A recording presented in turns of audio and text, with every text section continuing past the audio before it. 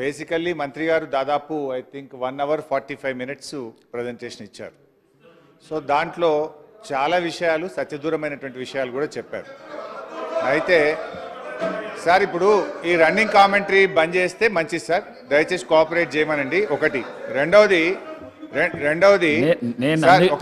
నేను మంత్రి గారు మాట్లాడుతున్నప్పుడు నేను అందుకే మీకు సలహా ఇచ్చిన, చాలా మీరు రన్నింగ్ కామెంటరీ ఆపేస్తే అక్కడి నుంచి రన్నింగ్ కామెంటరీ రాదని చెప్పేసి దయచేసి మాట్లాడండి. ఇప్పుడు మేము 2-3 చోట్ల మంత్రి గారు అబద్ధాలు చెప్తే అక్కడ మాత్రం ఫాల్స్ అని నేను మాట్లాడాను.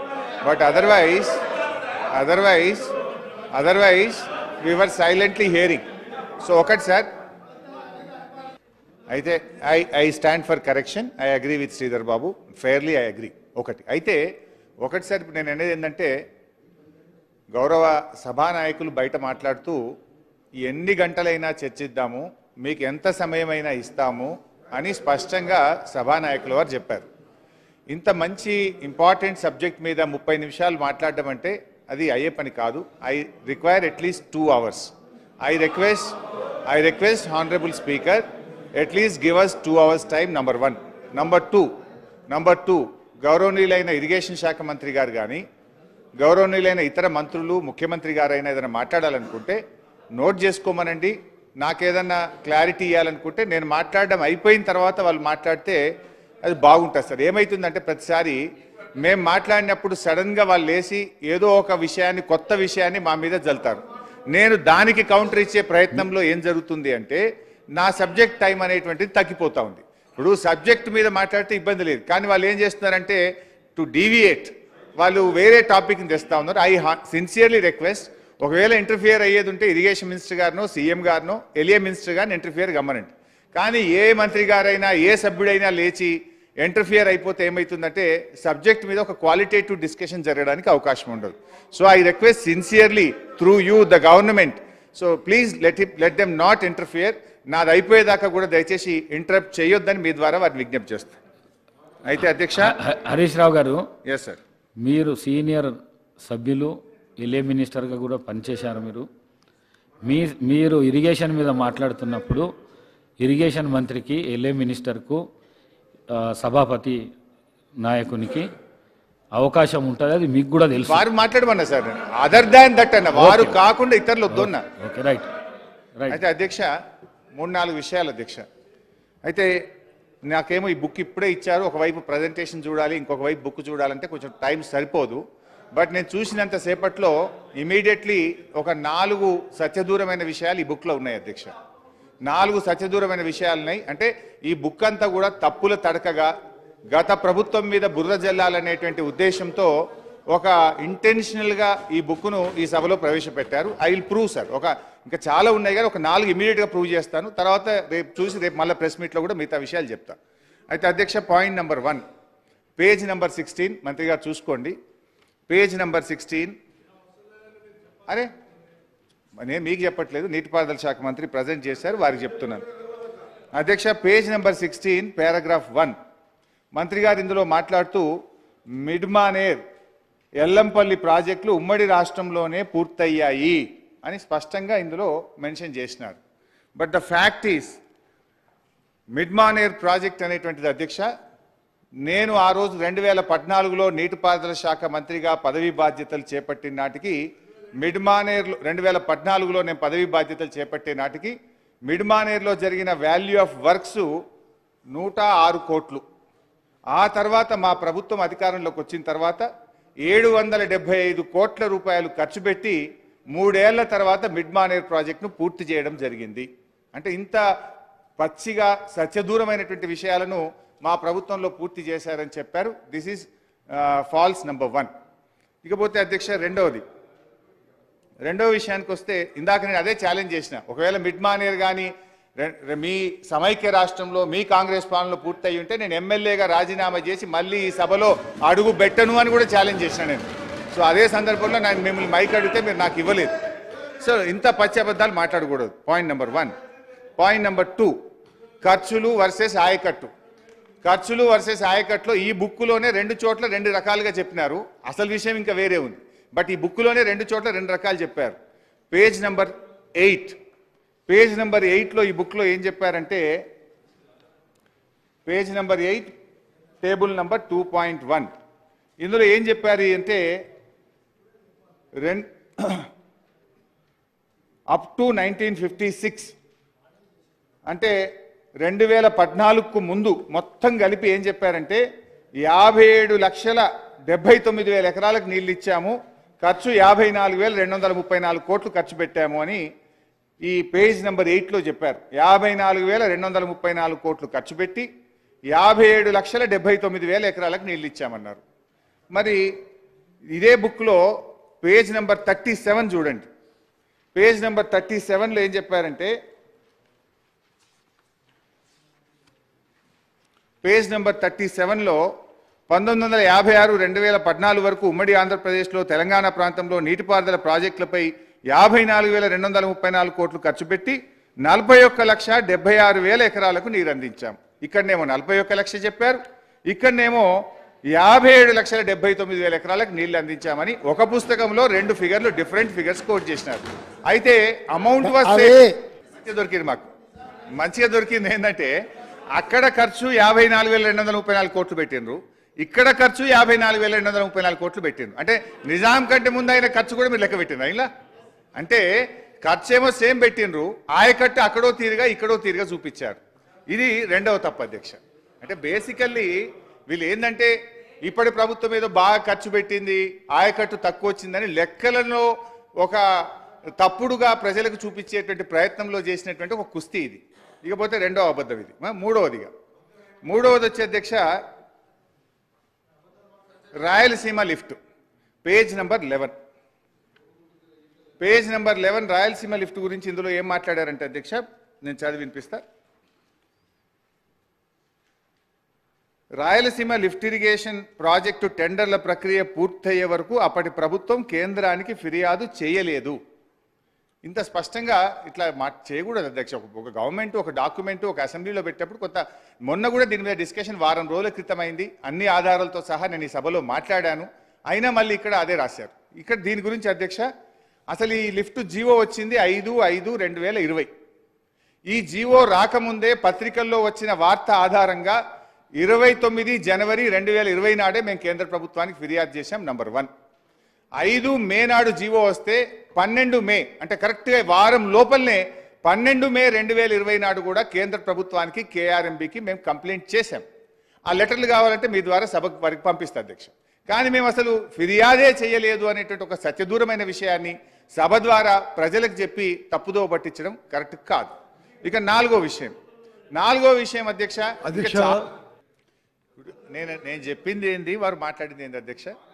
ఈ లెటర్లో ఈ ప్రభుత్వము కేంద్రానికి ఫిర్యాదే చేయలేదు అని మీరు వైట్ పేపర్లో రాసినారు. వైట్ పేపర్ అంటే ఇది ఫాల్స్ పేపర్ అయిపోయింది. ఫిర్యాదు చేసిన మహాప్రభు 5 తారీఖు జీవో వస్తే వారం లోపే కేంద్రానికి ఫిర్యాదు చేసినాము, గ్రీన్ ట్రిబ్యునల్కి వెళ్ళాము, స్టే తెచ్చినాము అని నేను స్పష్టంగా అంటే ఇందులో తప్పుల తడకగా ఈ పుస్తకం తయారు చేయడానికి మచ్చుతునుకగా ఒక 4 చూపించాను మీకు. ఇప్పుడు 4 చూపించాను. సో ఇంకా ఇందులో చాలా తప్పులు తడక ఉన్నాయి. రేపు కల్లా మొత్తం చదివి దీంట్లో ఉన్న తప్పులన్నీ రేపు ప్రెస్ ద్వారా చెప్తా. అంటే basically this is not a white paper, this is a falls paper. చాలా విషయాలను కూడా ఈరోజు ప్రజలను తప్పుదో పట్టించే విధంగా చేశారు అధ్యక్ష. ఇకపోతే అధ్యక్ష ఇదే దాంట్లో ఇంకోటి చెప్పినారు అధ్యక్ష. ఏం చెప్పినారు? పేజ్ 14 ఇంకా చాలా ఉన్నాయి కానీ నేను టైం తీసుకొని అసలు సబ్జెక్ట్ పోతుందని నేను I confine to very few things.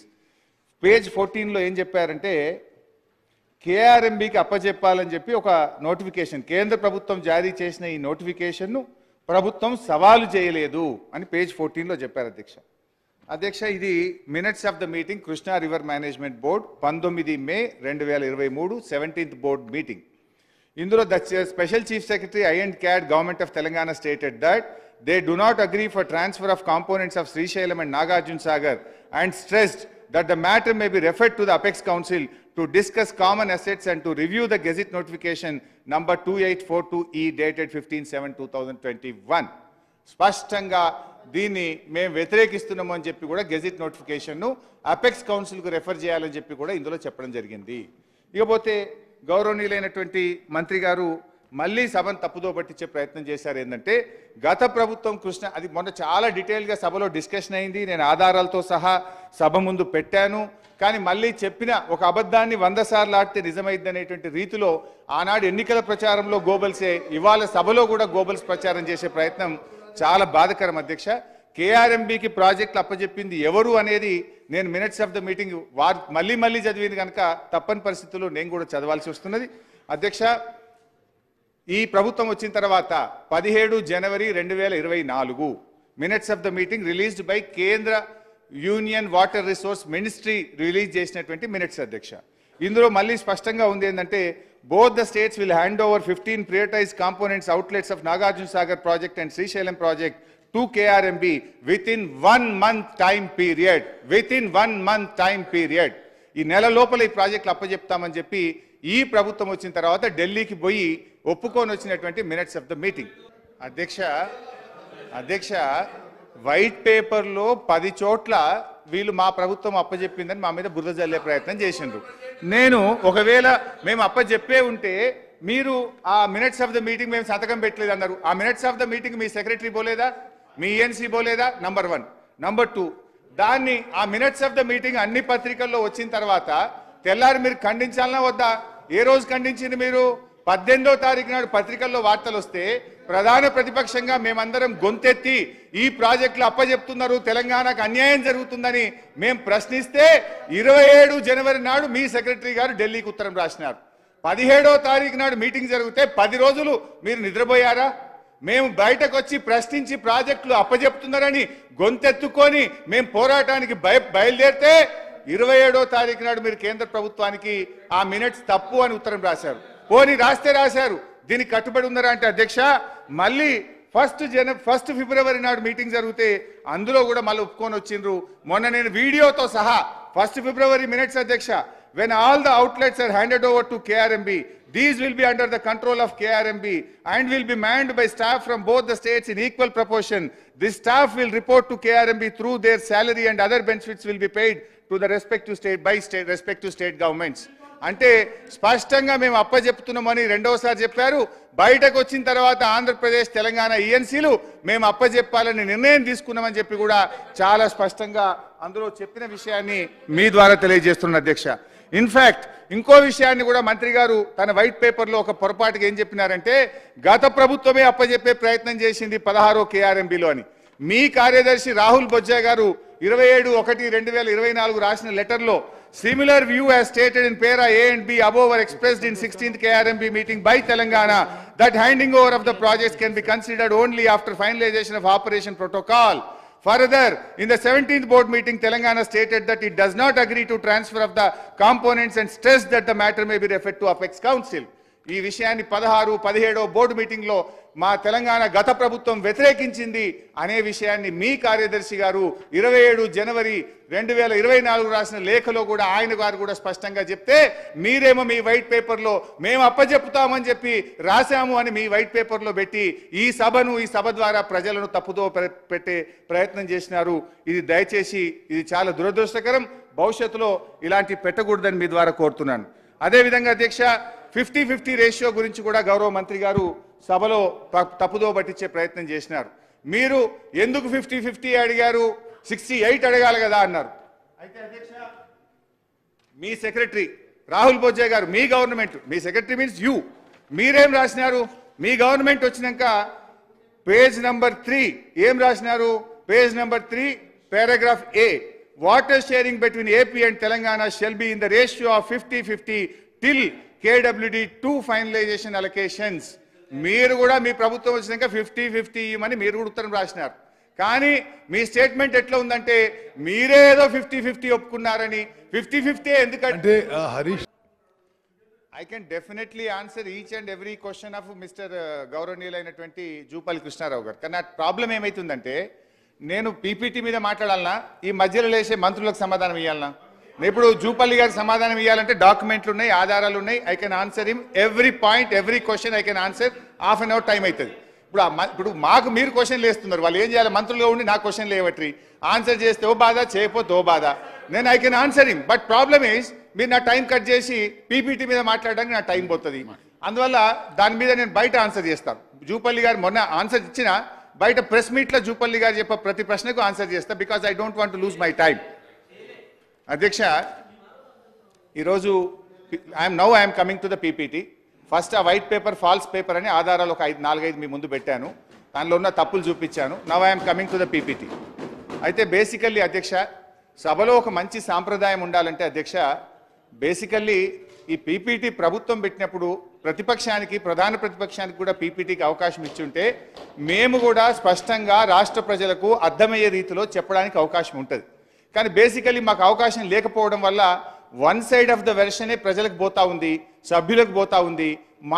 మా వెర్షన్ పోకపోవడం అనేది నిజంగా మాకు ఈ అవకాశం రాకపోవడం చాలా అన్యాయం, చాలా బాధాకరం. మా ప్రొటెస్ట్ను కూడా తెలియజేస్తూ అధ్యక్ష, గత 3-4 రోజుల నుంచి ఉత్తమన్న వారంటే నాకు కొంచెం చాలా గౌరవం, ఐ రెస్పెక్ట్ హిమ్.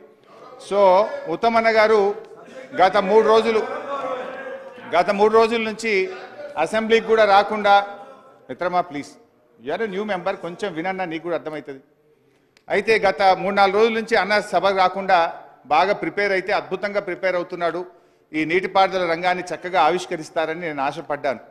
కానీ అధ్యక్ష, వారి ప్రయత్నం ఎంతసేపు గత ప్రభుత్వం మీద బురద జల్లేటువంటి ప్రయత్నం ఎక్కువ కనబడ్డది, మా మీద బురద జల్లే ప్రయత్నం ఎక్కువ కనబడ్డది తప్ప భవిష్యత్ కార్యాచరణ విషయంలో దాని మీద ఒక లాస్ట్లో వారు పాసింగ్ రిమార్క్ చెప్పారు తప్ప ఒక రోడ్ మ్యాప్ ఇవ్వలేకపోయారనేటువంటిది నా అభిప్రాయం అధ్యక్ష.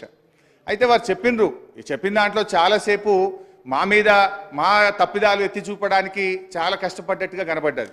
బట్ నేనేమంటున్నా అంటే అధ్యక్ష, మరి గత 2004 నుంచి 14 దాకా మీరు కూడా మంత్రిగా ఉన్నారు, శాసనసభ్యుడిగా ఉన్నారు. గత ప్రభుత్వం చేసిన తప్పిదాలను, ఆ 2004 నుంచి 14 దాకా జరిగిన తప్పిదాలు కూడా ఈ పీపీటీలో నిజాలు ప్రజల ముందు పెట్టుంటే చాలా బాగుండేది అధ్యక్ష.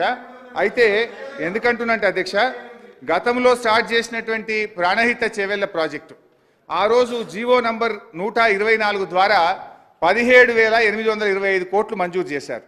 సంవత్సరంన్నర లోపే ఆ జీవోను మళ్ళీ మార్చి జీవో నంబర్ 238 ద్వారా 38,500 కోట్ల రూపాయలకు ప్రాజెక్ట్ కాస్ట్ పెంచారు. ఏమి పనులు చేయకుండానే 17,825 నుంచి 38,500 కోట్లకు పెంచారు. నంబర్ 1 అధ్యక్ష. నంబర్ 2, ఆ రోజు ఒక ప్రాజెక్టుకు 4 జిల్లాల్లో శంకుస్థాపన చేసిన ప్రాజెక్ట్ ఈ భారతదేశంలో ఏదన్నా ఉందంటే అది ఒకే ఒక్కటి ప్రాణహిత చేవెళ్ల ప్రాజెక్టు. 4 జిల్లాలో అప్పటి కాంగ్రెస్ ముఖ్యమంత్రి గారు జిల్లాకు ఫౌండేషన్ వేసి ఇక 4 ఏళ్లలో మీ కాళేశ్వరం ప్రాణహిత నీళ్లు వస్తూ ఉన్నాయి, 4 సంవత్సరాల్లో తెలంగాణ సస్యశ్యామలం అవుతుందని చెప్పి మరి టీవీల్లో అడ్వర్టైజ్మెంట్లు, పేపర్లలో ఫుల్ పేజ్ యాడ్లు ఇచ్చారు.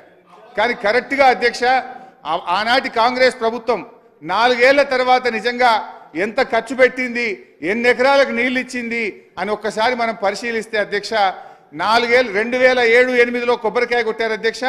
2012 నాటికి ఒక్కసారి మనం చూస్తే ఆ రోజు ఆ ప్రభుత్వం ఖర్చు పెట్టింది 168 కోట్ల రూపాయలు మాత్రమే ఖర్చు పెట్టారు.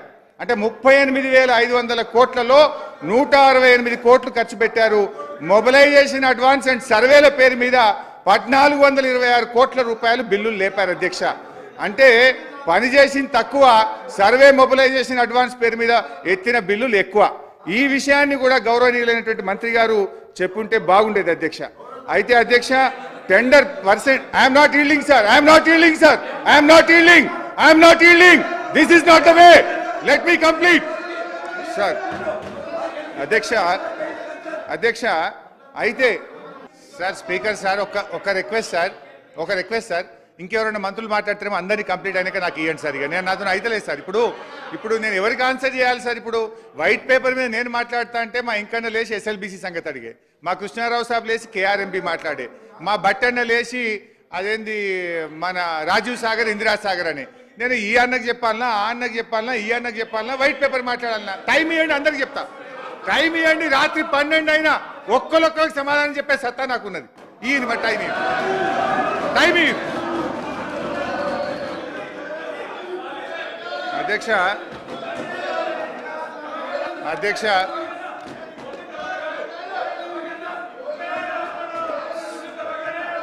సార్,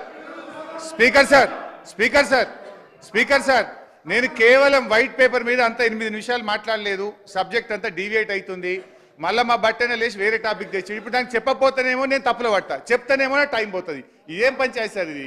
ఇప్పుడు అన్న ధన్మని ఏదో మాట్లాడి దానికి ఆన్సర్ ఇస్తే ఓ బాధ ఉన్నది, ఇవ్వకపోతే ఓ బాధ ఉన్నది నాకు. అధ్యక్ష గౌరవనీయులు బట్టి విక్రమార్క గారు, నేను జస్ట్ 1 minute కంప్లీట్ చేస్తే పెళ్ళింది సబ్జెక్ట్ కానీ అందులో బోను. వారు ఒక విషయం మాట్లాడుతూ ఇందాక ఏమన్నారంటే ప్రాణహిత చేవెళ్లలో 10,000 కోట్లు ఖర్చు పెట్టారు, ఇక 28 పెడితే అయిపోతుండే అన్నట్టుగా ఒక సత్యదూరమైన విషయాన్ని వారు మాట్లాడే ప్రయత్నం చేసినారు. అయితే అధ్యక్ష విషయం ఏంటంటే అధ్యక్ష మొత్తం 2007 నుంచి 2014 దాకా ఆ రోజు ఉన్నది కాంగ్రెస్ ప్రభుత్వం. ఇదే బట్టన్న గారు కేబినెట్ ర్యాంక్లో డిప్యూటీ స్పీకర్గా ఉన్నారు. 4 ఏళ్లలో పూర్తి చేస్తామన్న ప్రాజెక్టు 8 ఏళ్ళైనా కనీసం ఒక అనుమతి కూడా తేలేకపోయిందంటే అది మీ చేతగానితనము, తెలంగాణ పట్ల మీ నిర్లక్ష్యం కాదా? ఆ రోజు 8 ఏళ్లలో కనీసం మహారాష్ట్రతో అంతర్రాష్ట్ర ఒప్పందం చేయలేదు, సిడబ్ల్యూసీకే ఒక అనుమతి తీసుకురాలేదు. అది కూడా మా బట్టన్న గారు ఇంకో తప్పుడు విషయం ఏం చెప్పిందంటే 10,000 కోట్లు ఖర్చు పెట్టిందని చెప్పిండ్రు. వాస్తవంగా కాంగ్రెస్ ప్రభుత్వం దిగిపోయే నాటికి పెట్టిన ఖర్చు 6,116 కోట్లు. అందులో మొబిలైజేషన్ అడ్వాన్స్ల పేర్ల మీద ఇచ్చింది 2,328 కోట్లు అయితే ల్యాండ్ ఎక్విజేషన్ వర్క్స్ మీద పెట్టింది కేవలం 3,700 కోట్లు మాత్రమే. అంటే 8 ఏళ్లలో 4 ఏళ్లలో పూర్తి కావాల్సిన ప్రాణహిత చేవెళ్లకు 8 ఏళ్ల తర్వాత మీరు పెట్టిన ఖర్చు 3,788 కోట్లు. నిజంగా ఇదే రకంగా ప్రాణహిత జరిగితే మీ మునిమనుమలు చూస్తారు ఈ పనిని. అప్పటికి ప్రాజెక్ట్ కాస్ట్ ఎంత పెరుగుతుండనో ఒకసారి ఆలోచించండి అధ్యక్ష. అయితే ఇంకో విషయం కాకు కూడా చెప్తాను, అన్ననార మొత్తం ఉందే వరి కాకుండా నాకు టైం ఏమి దండం పెట్టా, every question I will answer. అయితే అధ్యక్ష బట్టన్న గారు ఇంకో మాట అన్నారు, మొబిలైజేషన్ అడ్వాన్స్ ఎవరి జేబుల్లోకి పోయిందని. వాస్తవంగా జరిగింది ఏంటంటే అధ్యక్ష టెండర్ కండిషన్స్లో ఆ రోజు 0.5% ఉంటే టెండర్లు అయిపోయిన తర్వాత దాన్ని 3.5%కు పెంచి మొబిలైజేషన్ అడ్వాన్స్ ఇవ్వడాన్ని కాగు కూడా గతంలో తప్పుపట్టిన విషయాన్ని మీ ద్వారా వారి దృష్టికి తీసుకొస్తా ఉన్నా అధ్యక్ష. అయితే బేసికల్లీ ఇక్కడ ఇంకొక విషయం అధ్యక్ష, తమ్మిడిహట్టిని ఎందుకు మార్చారు అనే విషయాన్ని ఇవాళ పదే మాట్లాడుతున్నారు. యాక్చువల్గా అధ్యక్ష ప్రస్తుతం అక్కడ ఉన్నటువంటి తుమ్మల నాగేశ్వరరావు గారు కూడా ఆ రోజు మా క్యాబినెట్లో ఉన్నారు. అప్పటి ముఖ్యమంత్రి గారు క్యాబినెట్ సబ్ కమిటీ వేశారు. ప్రస్తుత వ్యవసాయ శాఖ మంత్రి ఆ రోజు R&B మినిస్టర్గా ఈ రీఇంజనీరింగ్ దాంట్లో వారు ఉన్నారు, ఈటెల రాజేందర్ గారు ఉన్నారు, చాలామంది మంత్రులు అనేక రోజులు మాట్లాడి మీటింగులు పెట్టిన తర్వాత రీఇంజనీరింగ్ యొక్క ఆవశ్యకతను గుర్తించడం జరిగింది అధ్యక్ష. అయితే అధ్యక్ష పాయింట్ ఏంటంటే అధ్యక్ష ఇక్కడ చాలా ముఖ్యమైన విషయం ఏంటంటే నిజానికి ప్రాణహిత చేవలను మేము మార్చాలని అనుకోలేదు. మేము ప్రాణహిత సేవలను కొనసాగించాలని అప్పటి ప్రభుత్వం మేము అధికారంలోకి వచ్చిన తర్వాత 7 ఏళ్లైనా వీళ్ళు కనీసం అనుమతి కూడా తేలేకపోయినరు అని వెంటనే నేనే నెల రోజుల్లోగా మహారాష్ట్రకు వెళ్ళి అక్కడ ప్రభుత్వంతో మేము ప్రాణహితకు అనుమతులు కావాలని సంప్రదింపులు జరిపాం. కానీ అప్పటి ప్రభుత్వం ఒప్పుకోలేదు అధ్యక్ష. ఇన్ఫ్యాక్ట్ అధ్యక్ష అప్పుడు కేసీఆర్ గారు ఇదే ప్రాణహిత చేవెళ్లకు జాతీయ హోదా ఇవ్వమని ఉత్తరం రాసింది. అంటే మేమేమి అట్లా గుడ్డిగా దీన్ని వ్యతిరేకించలే. 7/6 ప్రభుత్వం 3rd జూన్ నాడు గవర్నమెంట్ వస్తే 7వ తారీఖు అంటే 4 రోజుల్లోనే 7 జూన్ 2014న ప్రాణహిత చేవెళ్లకు జాతీయ హోదా ఇవ్వని కేసీఆర్ గారు ఆ రోజు ఉత్తరం రాశారు. తర్వాత అధ్యక్ష 6/9/2014 కేంద్ర ప్రభుత్వానికి ప్రాణహితకు జాతీయ హోదా ఇవ్వండి అని చెప్పి కేసీఆర్ గారు ఉత్తరం రాశారు. అయితే అధ్యక్ష ఈలోపు మేము మహారాష్ట్ర దగ్గరికి వెళ్ళి అనేక సంప్రదింపులు చేశాం. మీరు 152కు ఒప్పుకోండి, ఇది ఎట్లయినా మాకు చాలా ముఖ్యము అని చెప్పి గత ప్రభుత్వం 8 ఏళ్లలో చేయలేదు కానీ మీరు ఒప్పుకోండి అని మేము వెళ్తే వాళ్ళు మాకు ఒక లెటర్ ఇచ్చారు. అప్పటి మహారాష్ట్ర ముఖ్యమంత్రి పృథ్వీరాజ్ చౌహాన్ గారు మన ఆంధ్రప్రదేశ్ ముఖ్యమంత్రి కిరణ్ కుమార్ రెడ్డికి లెటర్ రాశారు. మీరు అసలు మా అనుమతి లేకుండా మా పర్మిషన్ లేకుండా ఇష్టం ఉన్నట్టు ప్రాజెక్ట్ మీద ఖర్చులు పెడతా ఉన్నారు, this will be the futile expenditure, ఈ డబ్బంతా కూడా వృధా కాబోతుంది అని చెప్పి ఇది మహారాష్ట్ర చీఫ్ మినిస్టర్ మన రాష్ట్రానికి లెటర్ రాసిండ్రు. మా అనుమతి లేదు, మీరు ఇష్టం ఉన్నట్టుగా డబ్బులు ఖర్చు పెడుతున్నారు, ఇదంతా కూడా ఆయన ఏమన్నాడు అన్ఫ్రూట్ఫుల్ ఎక్స్పెండిచర్ అవుతుందని చెప్పి రాసినారు. అయినా కూడా మీరు పట్టించుకోకుండా ఆ రోజు పనులు ముందుకు చేసినారు. అది కూడా ఎట్లా హెడ్ వదిలేసిండ్రు, తోకలు టైల్ నవ్విండ్రు.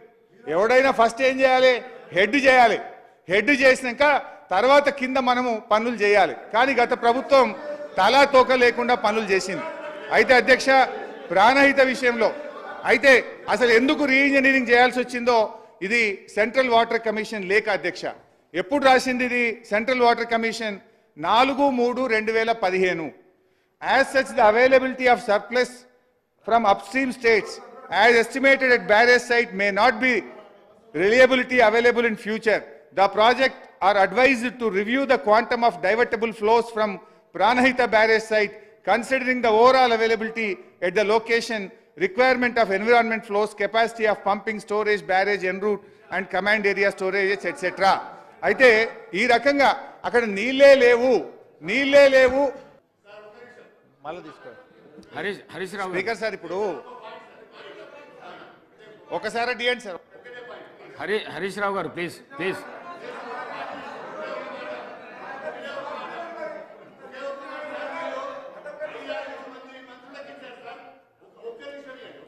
హరీష్ రావు గారు మీరు మాట్లాడిన తర్వాత ఇస్తారు. హరీష్ రావు గారు మాట్లాడండి, మీరు మాట్లాడండి. ఇప్పుడు స్పీకర్ సార్ ఇప్పుడు సార్ ఇప్పటికీ నేను మాట్లాడింది 10 నిమిషాలు, మంత్రులు మాట్లాడింది గంట. నేను ఎట్లా సార్ ఇట్లయితే గంట సేపు డిస్టర్బ్ చేస్తే నేను ఏం మాట్లాడాలి సార్? అధ్యక్ష గౌరవనీయులు వారు కూడా గంట మాట్లాడితే నాది ఎట్లయితే సార్? నా ఫ్లో దెబ్బతీయాలని ఒక కుట్ర జరుగుతుంటే వారు కూడా ఈ రాష్ట్రానికి ఉప ముఖ్యమంత్రి గారు గౌరవిస్తాం సార్. వేరే ఏదైనా టాపిక్ మీద మాట్లాడినప్పుడు నేను నన్ను ఇంట్లో మాటి డిస్టర్బ్ చేస్తే నేను ఎట్లా మాట్లాడాలి సార్? అందులో ఆర్థిక శాఖ మంత్రి సరే సార్, మీ దయ ఏం చేస్తాం. అయితే అధ్యక్ష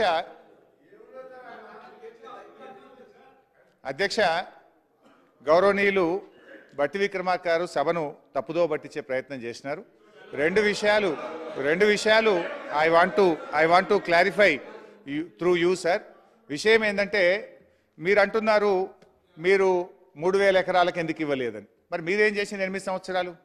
2007 నుంచి 2014 దాకా మహారాష్ట్రలో కాంగ్రెస్ గవర్నమెంట్, ఆంధ్రప్రదేశ్లో కాంగ్రెస్ గవర్నమెంట్, ఢిల్లీలో కాంగ్రెస్ గవర్నమెంట్, 3 చోట్ల కాంగ్రెస్ ప్రభుత్వమే ఉండి కనీసం తమ్మిడి హట్టికి అగ్రిమెంట్ కూడా చేయలేదంటే మీకెంత తెలంగాణ ప్రాంతం మీద మీ పార్టీకి ఏ పార్టీ ప్రేమ ఉందో అర్థమైతలేదా? 8 ఏళ్ళుండి కానీ 3 చోట్ల కాంగ్రెస్ ప్రభుత్వం ఉండి అగ్రిమెంట్ కూడా చేయని మీరు ఇవాళ మమ్మల్ని విమర్శిస్తారా? ఒకటి. రెండోది అధ్యక్ష, ఇది మార్చడానికి 3000 ఎకరాలు కాదు, కేంద్ర ప్రభుత్వం అక్కడ నీళ్లే లేవు ప్రత్యామ్నాయం చూసుకోండి అని సెంట్రల్ వాటర్ కమిషన్ ఇచ్చిన సూచన మేరకే మార్చడం జరిగింది. రెండవది అధ్యక్ష, ఇంకొక లేఖలో మీ యొక్క రిజర్వాయర్ల కెపాసిటీ సరిపోదు పెంచుకోండి అని సిడబ్ల్యూసి సూచిస్తే 14 టీఎంసీల సామర్థ్యం నుంచి 141 టీఎంసీలకు పెంచుకున్నాం. వీటన్ని కారణాల చేత దాన్ని మనం రీఇంజనీరింగ్ చేసుకోవాల్సి వచ్చింది. Now I'm coming to subject. ఎందుకంటే ఇంతసేపు వారికి ఆన్సర్ చేయాల్సి వచ్చింది, ఇంకా డీటెయిల్గా చెప్పాలి కానీ నా టైం పోద్దని చెప్తలేను. అధ్యక్ష ఇవాళ విషయం ఏంటంటే అధ్యక్ష, ఇప్పుడు ఎవరు ఎంత చెప్పినా గౌరవనీయులు ఉత్తమన్న గారు మొన్న ఎక్కడో మాట్లాడుతూ అసలు ఉమ్మడి ఆంధ్రప్రదేశే చాలా బాగుండే, అప్పటికంటే తెలంగాణ రాష్ట్రంలో అన్యాయం జరిగిందనే విధంగా వారు స్టేట్మెంట్ ఇచ్చారు. అధ్యక్ష ఇవాళ ఉమ్మడి ఆంధ్రప్రదేశ్లో మన పరిస్థితి ఏంటి అధ్యక్ష? ఆనాటి 10 జిల్లాల తెలంగాణలో 9 జిల్లాలు వెనుకబడిన జిల్లాలని నాటి ప్లానింగ్ కమిషన్ గుర్తించింది. అంటే ఉమ్మడి ఆంధ్రప్రదేశ్లో మీ పాలన అంత గొప్పగా ఉండే. అధ్యక్ష ఇవాళ ఉమ్మడి ఆంధ్రప్రదేశ్ గురించి అధ్యక్ష ఇప్పుడు మీరు అధికారంలో ఉన్నారు, ఒకవేళ తప్పులు జరిగితే చర్యలు తీసుకోండి. You are at liberty. ఎవరు వద్దంటున్నారు? మీకు ఇష్టం ఉన్న ఎంక్వైరీలు చేయండి, మీరు చర్యలు తీసుకోండి, మేమేమి అడ్డం లేం కదా. You do what ever you want. అధ్యక్ష ఇకపోతే అధ్యక్ష ఉమ్మడి ఆనాటి కాంగ్రెస్ పాలనలో ఎందుకంటే ఈ రాష్ట్రాన్ని ఎక్కువ కాలం పాలించిందే కాంగ్రెస్ పార్టీ. ఆనాడు వీళ్ళందరూ ఇదే ఉత్తమన్న మంత్రిగా ఉన్నారు, బట్టి అన్న, చాలా మంది కోమటిరెడ్డి వెంకటరెడ్డి అని వీళ్ళందరూ కూడా, జూపల్లి గారు అందరూ మంత్రులుగా ఉన్నోళ్ళు, ఇవాళ కూడా మంత్రులుగా ఉన్నారు. అయితే అధ్యక్ష ఆనాటి కాంగ్రెస్ పాలన మీద కలమెత్తని కవి లేడు, గలమెత్తని గాయకుడు లేడు. ఎందుకంటే అధ్యక్ష ఒక ఇవాళటి పాట కాదు అధ్యక్ష, ఆనాటి కాంగ్రెస్ పాలన మీద గద్దరన్న ఏమన్నాడో ఒకసారి వినిపిస్తా.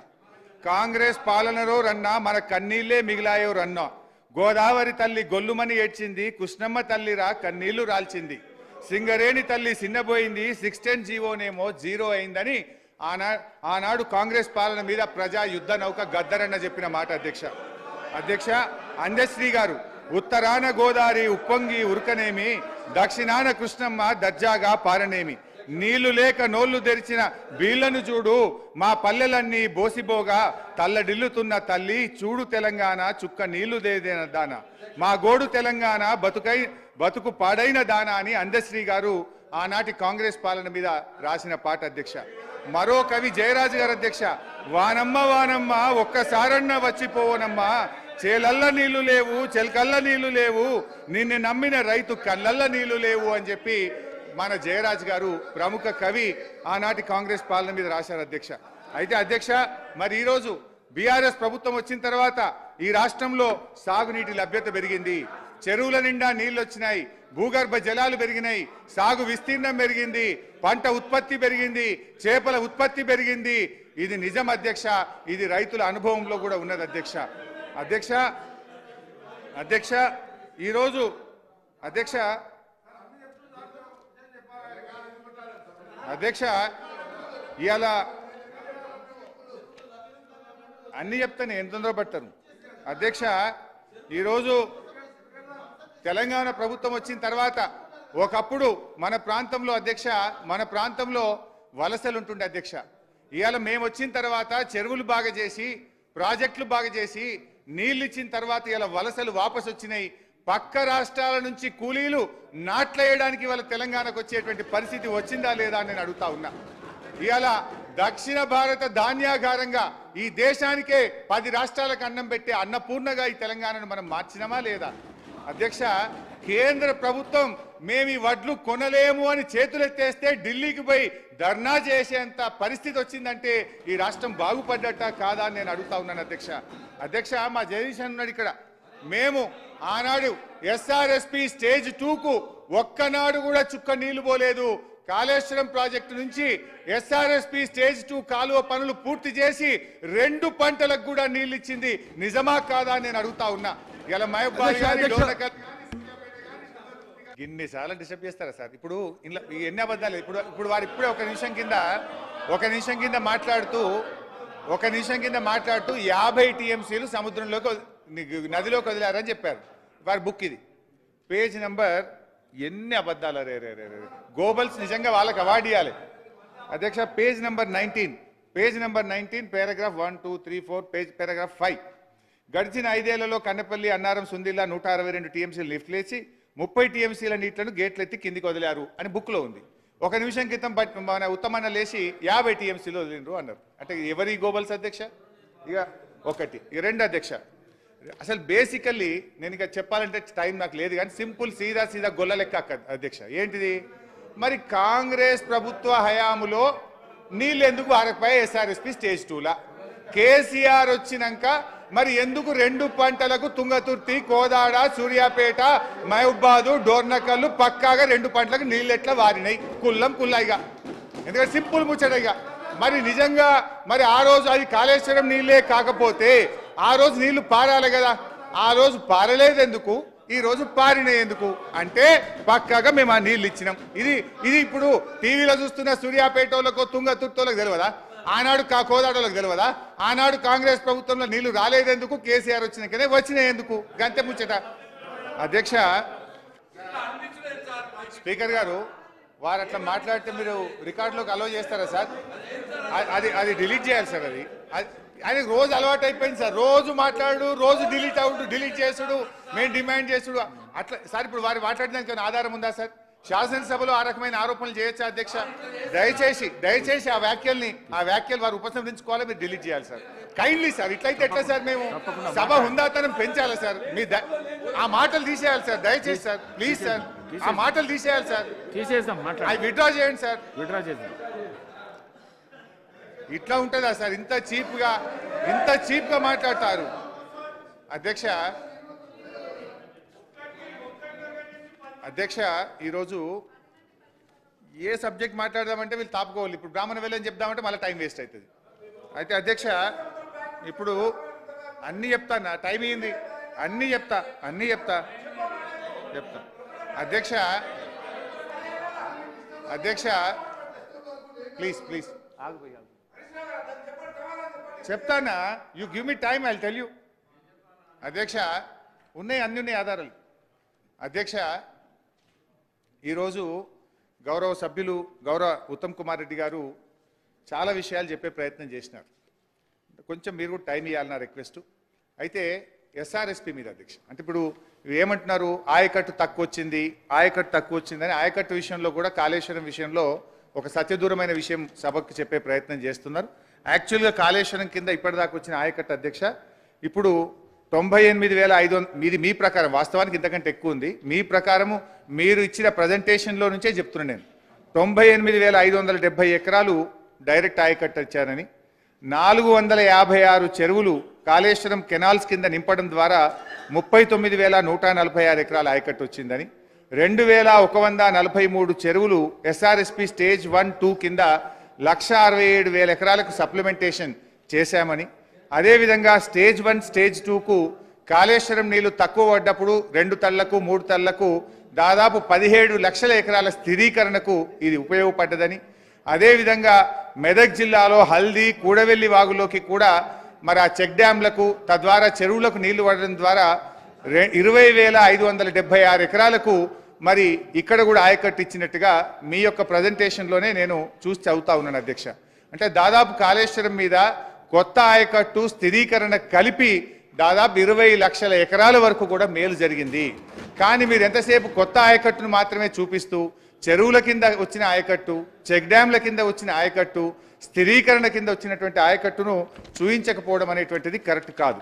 అయితే అధ్యక్ష, ఏ ప్రాజెక్ట్ అయినా మన చరిత్ర, మన రాష్ట్రంలో, మన దేశంలో చూస్తే అధ్యక్ష, ఇట్ విల్ టేక్ టైం. ఆయకట్టు విషయంలో ఒక 2-3 ఉదాహరణలు మన రాష్ట్రం చెప్తా, దేశం మొత్తం కూడా నా దగ్గర ఉన్నాయి. కానీ ఎస్ఆర్ఎస్పి ప్రాజెక్టు చూస్తే అధ్యక్ష, 1963లో ఎస్ఆర్ఎస్పి ప్రాజెక్టుకు ఫౌండేషన్ వేస్తే 1975లో 11 సంవత్సరాల తర్వాత ఎస్ఆర్ఎస్పి ప్రాజెక్టు ఇనాగ్రేషన్ అయింది. అయితే ఇచ్చిన ఆయకట్టు ఎంత అంటే 25,000 ఎకరాలు. 11 ఏళ్ల తర్వాత ఎస్ఆర్ఎస్పి ప్రాజెక్టు ఇనాగ్రేషన్ చేస్తే ఇచ్చిన ఆయకట్టు కేవలం 25,000 ఎకరాలు మాత్రమే. మరి పూర్తి స్థాయి ఆయకట్టు ఎప్పుడొచ్చింది, మొత్తం 9.5 లక్షల ఎకరాలు ఎప్పుడొచ్చింది అంటే 2008-9 నాటికి 9 లక్షల ఎకరాల ఆయకట్టు వచ్చింది. అంటే ఎస్ఆర్ఎస్పి పూర్తి స్థాయి ఆయకట్టు సాధించడానికి ఆనాటి కాంగ్రెస్ పార్టీకి 45 సంవత్సరాలు పట్టిందని మీ ద్వారా వారికి తెలియజేస్తా ఉన్నా. రెండవది నాగార్జున సాగర్ అధ్యక్ష, మీ జిల్లా 1955లో నెహ్రూ గారు ఫౌండేషన్ వేస్తే 1967లో గౌరవనీయులు ఇందిరాగాంధీ గారు ఇనాగ్రేషన్ చేశారు. ఆ రోజు 12 ఏళ్ల తర్వాత ఎడమకాలోకి ఇచ్చిన ఆయకట్టు ఎంత అంటే కేవలం 98,000 ఎకరాలు మాత్రమే.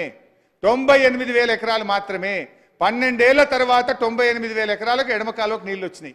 పూర్తి స్థాయి ఆయకట్టు ఎప్పుడు వచ్చింది నాగార్జున సాగర్ ప్రాజెక్ట్ కింద అంటే 1974. 30 ఏళ్ల తర్వాత ఎడమకాలువకు పూర్తి స్థాయిలో నీళ్ళు వచ్చిన పరిస్థితి ఉన్నది. నంబర్ 2. నంబర్ 3 కల్వకుర్తి అయితే అది ఒక పెద్ద చరిత్ర. ఒకరు మొక్కలు నాటుడు, ఒకరు పలకలేసుడు, శిలాపలకాలు ఒకరు, మొక్కలు నాటుడు ఒకరు. 1984లో మొదటి శిలాపలక వేస్తే 1984 నుంచి 2014 వరకు 30 ఏళ్ల కాంగ్రెస్ తెలుగుదేశం పాలనలో కల్వకుర్తికి ఇచ్చిన ఆయకట్టు ఎత్త అంటే 13,000 ఎకరాలు మాత్రమే. 30 ఏళ్లు కట్టిండ్రు కల్వకుర్తి ప్రాజెక్టు, ఇచ్చిన ఆయకట్టు 13,000 ఎకరాలు మాత్రమే. కానీ మా ప్రభుత్వం వచ్చిన తర్వాత నేను పోయి అక్కడ రాత్రిపూట కూడా ఆ గ్రామాల్లో బస చేసి దాంట్లో ఉండే అనేక చిక్కులు తొలగించిన తర్వాత ఇవాళ కల్వకుర్తికి బ్రహ్మాండంగా మేము ఆయకట్టు పెంచాం. ఆ వివరాలన్నీ కూడా చెప్తాను అధ్యక్ష. అదేవిధంగా దేవాదుల, తెలంగాణ ఉద్యమంలో వచ్చింది దేవాదుల. 2001లో దేవాదులకు అప్పటి ముఖ్యమంత్రి చంద్రబాబు నాయుడు గారు శంకుస్థాపన చేస్తే మీరు అధికారం కాంగ్రెస్ పార్టీ దిగిపోయే వరకు 2014 వరకు దేవాదుల ప్రాజెక్టులో ఇచ్చిన ఆయకట్టు ఎత్త అంటే 45,000 ఎకరాలు మాత్రమే. దీన్ని బట్టి ఏమర్థమైంది, ఎస్ఆర్ఎస్పిలో పూర్తి ఆయకట్టు ఇవ్వడానికి 45 ఏళ్ళు, నాగార్జున సాగర్లో పూర్తి ఆయకట్టుకి ఇవ్వడానికి 30 ఏళ్ళు, కల్వకుర్తిలో 30 ఏళ్ల తర్వాత ఇచ్చిన ఆయకట్టు 13,000 ఎకరాలు, దేవాదులలో 14 ఏళ్ల తర్వాత ఇచ్చిన ఆయకట్టు 45,000 ఎకరాలు. ఇది కాంగ్రెస్ పార్టీ గత పాలకుల చరిత్ర. కానీ మీరు ఇవాళ తప్పుదో పట్టించేటువంటి ప్రయత్నం చేస్తూ ఉన్నారు అధ్యక్ష. ఈరోజు కాగ్ రిపోర్ట్ మీద కూడా గౌరవ సభ్యులు మాట్లాడారు. నేను ఒక విషయం చెప్పాలనుకుంటా, కాగ్ నివేదికల మీద కాంగ్రెస్ పార్టీ చర్చ జరిగితే నిజంగా అది వాళ్ళకి సెల్ఫ్ గోల్. నేను ఒకరోజు వీలైతే మీరు సపరేట్ డిస్కషన్కు అవకాశం ఇవ్వండి, తప్పకుండా కాగ్ రిపోర్ట్స్ మీద కూడా మాట్లాడదాం. నేను ఎక్కువ డీటెయిల్స్ పోను, షార్ట్గా చెప్తాను, ఎందుకంటే బట్టన్న మాట్లాడిండు, ఉత్తమన్న కూడా తన ప్రెజెంటేషన్లో పెట్టింది కనుక I will explain about CAG. But detail discussion ఓ రోజు పెడితే ఆనాటి జలయజ్ఞం మీద ఏం చెప్పింది కాగుది ఏందనేది మొత్తం కూడా మాట్లాడదాం అధ్యక్ష. ఇవాళటి కాగ్ రిపోర్ట్ మీద కూడా మాట్లాడదాం అధ్యక్ష. నా దగ్గర వీడియో ఫుటేజ్ ఉంది, పేపర్ కటింగ్స్ కూడా ఉన్నాయి అధ్యక్ష. ఒక 3-4 ఉదంతాలు చదివి వినిపిస్తా అధ్యక్ష. చంద్రబాబు నాయుడు గారు అప్పుడు ముఖ్యమంత్రిగా ఉన్నప్పుడు ఒక కాగ్ రిపోర్ట్ వచ్చింది. చంద్రబాబు గారి అవినీతి మీద కాగ్ నివేదిక వస్తే ఆనాడు ప్రతిపక్ష నాయకులుగా ఉన్న వైఎస్ రాజశేఖర రెడ్డి గారు ఆ రోజు చంద్రబాబు రాజీనామా చేయాలని డిమాండ్ చేశారు. చంద్రబాబు నాయుడు గారు ఏమన్నారంటే కాగ్ నివేదిక అశాస్త్రీయము, ఆధునిక సాంకేతిక అంశాలపై కాగ్కు అవగాహన లేదు అని చంద్రబాబు నాయుడు గారు అన్నారు. రాజశేఖర రెడ్డి గారు ముఖ్యమంత్రి అయిన తర్వాత కాగ్ రిపోర్ట్ వచ్చింది. కాంగ్రెస్ పార్టీ అధికారంలో ఉన్న సమయంలో 89,000 ఎకరాలు అక్రమంగా ఏపీఐసి ద్వారా ప్రైవేట్ వ్యక్తులకు కనీస మార్కెట్ ధర కూడా వసూలు చేయకుండా పంచిపెట్టారని కాగ్ ఆరోపించింది. లేపాక్షి, ఎంఆర్, బ్రాహ్మణి తదితర సంస్థలకు భూమి ఇచ్చే విషయంలో కాంగ్రెస్ ప్రభుత్వం నిబంధనలు తొక్కిపెట్టిందని, తనకు కావలసిన వారికి అధికారం అడ్డం పెట్టుకొని 1000 ఎకరాలు పంచిందని కాగు తేల్చింది. దాని మీద రాజశేఖర రెడ్డి గారు ఏమన్నారంటే ఆ రోజు ప్రభుత్వ విధానాలు తప్పుపట్టడానికి కాగుకు అధికారం లేదని, అది ఉండదని ఆనాడు వైఎస్ రాజశేఖర రెడ్డి గారు అసెంబ్లీలో అన్నారు.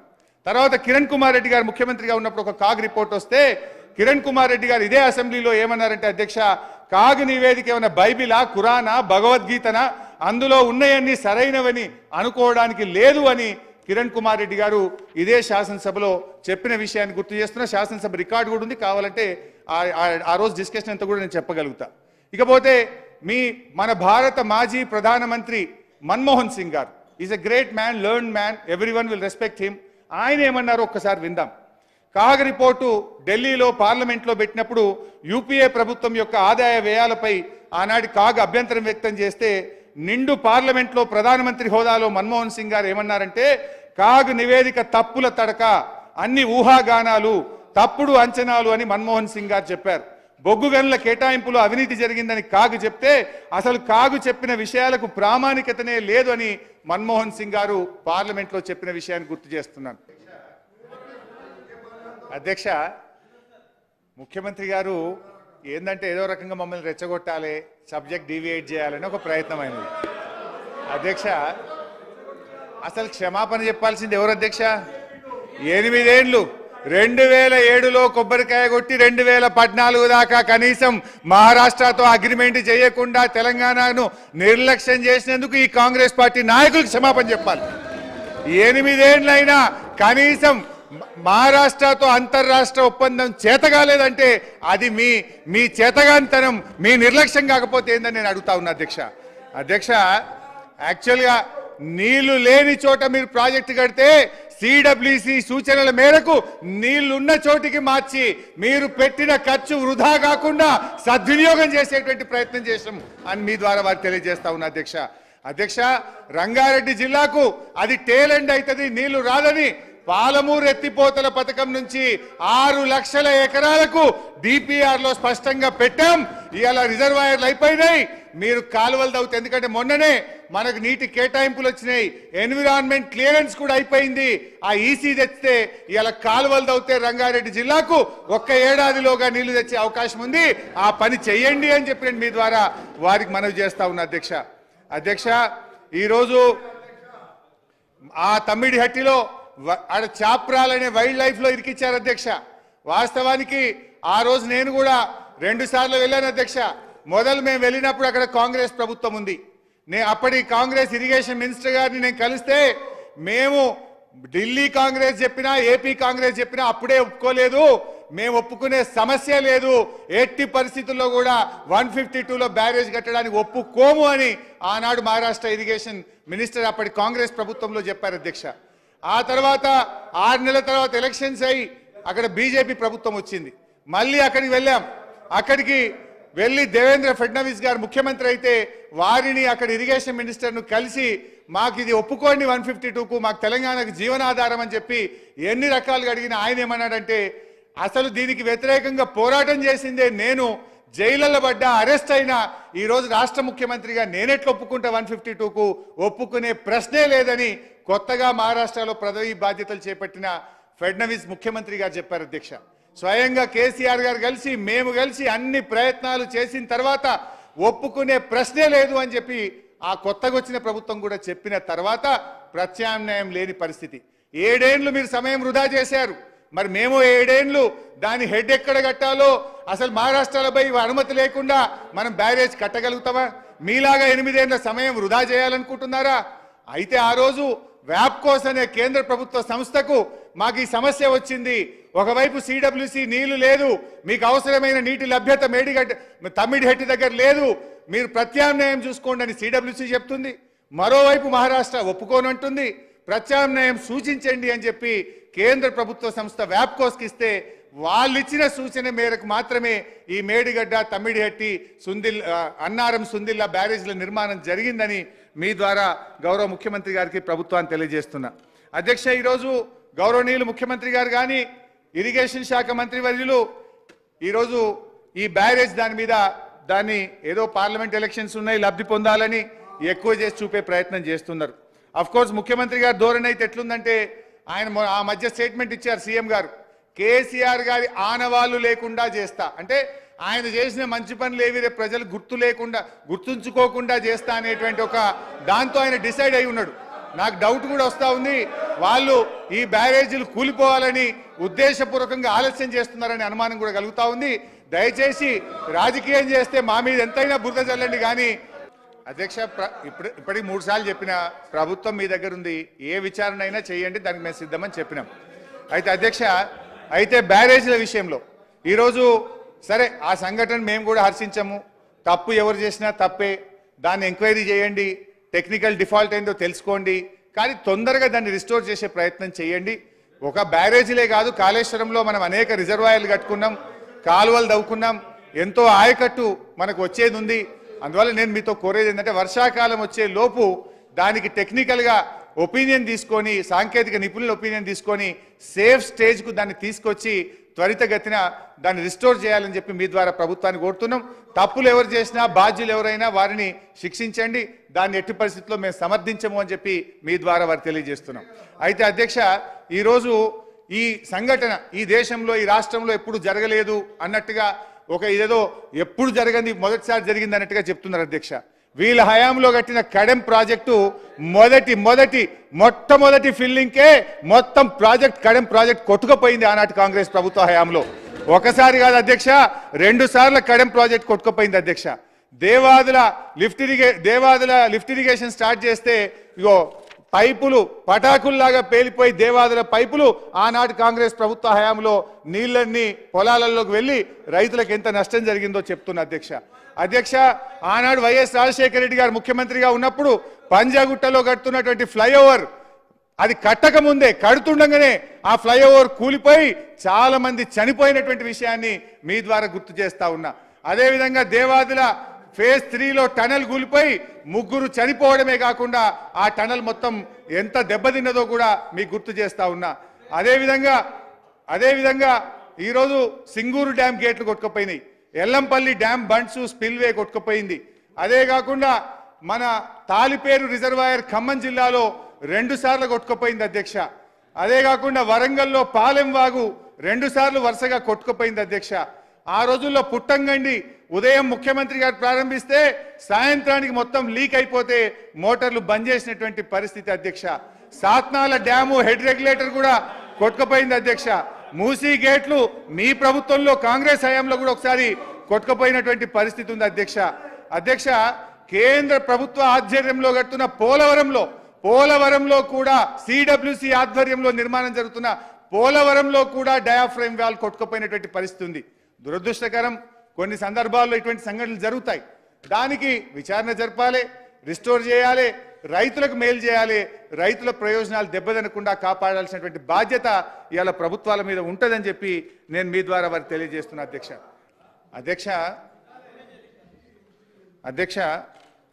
ఈరోజు సరే వీళ్ళు ఏంటంటే మా మీద ఒక బురద జల్లాలనే ఉద్దేశంతో ఒక ప్రయత్నం కంటిన్యూస్గా చేస్తూ ఉన్నారు అధ్యక్ష. కానీ ప్రజల అనుభవంలో ఉంది అధ్యక్ష. పండిన పంట సాక్ష్యం, పెరిగిన సాగు విస్తీర్ణం సాక్ష్యం, ఇవన్నీ కూడా ప్రజల స్వీయ అనుభవాల్లో ఉన్నాయి అధ్యక్ష. మీరు అసెంబ్లీలో మా మీద బురద జల్లినంత మాత్రాన ప్రజలకు అంతిమంగా నీళ్ళు వచ్చినాయా లేవా, పంట పండిందా లేదా అనేది రాష్ట్ర రైతులు గమనిస్తారు అధ్యక్ష.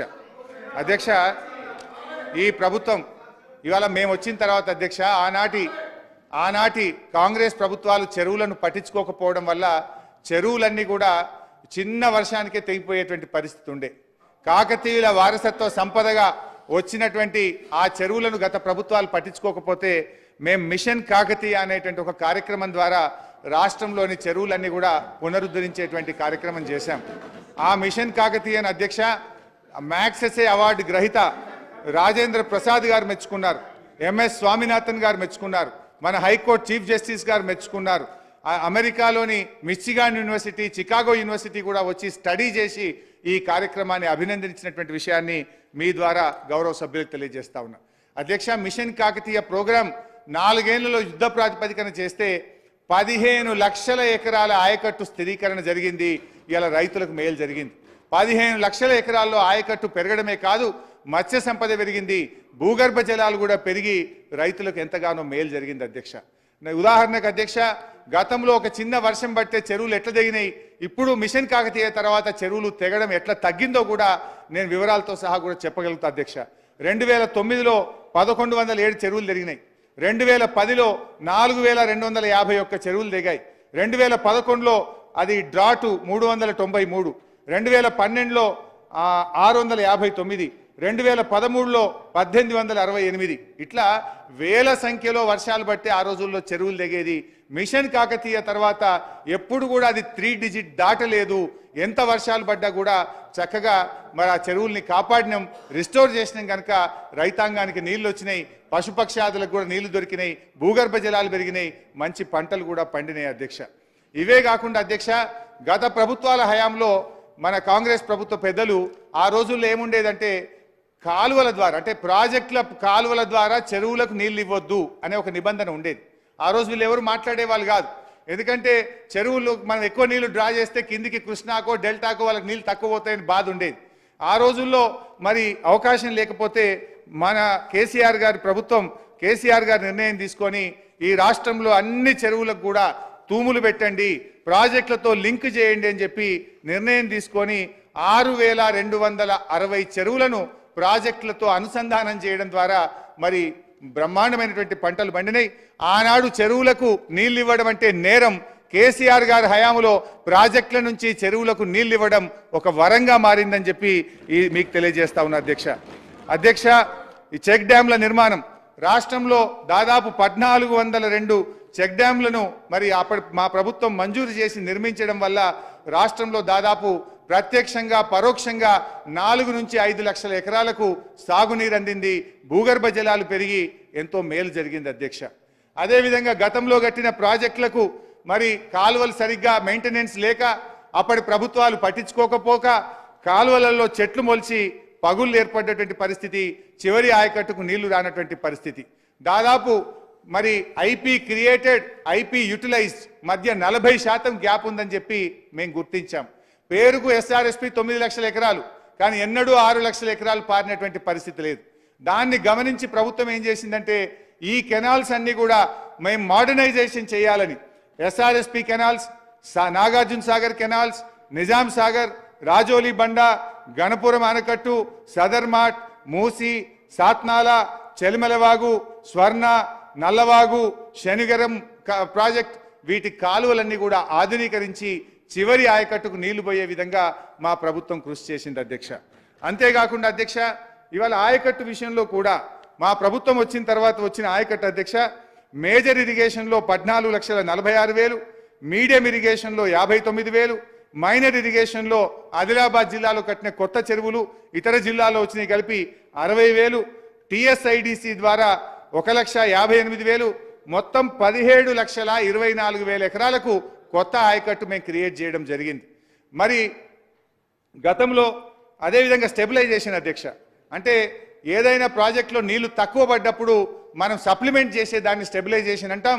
దాదాపు 30 లక్షల ఎకరాలకు స్టెబిలైజేషన్, అంటే మిషన్ కాకతీయలోనే 15 లక్షలు వచ్చింది, మిగతా ప్రాజెక్టుల ద్వారా మరో 15 లక్షలు కలిపి 30 లక్షల ఎకరాలు స్టెబిలైజేషన్ చేశాం.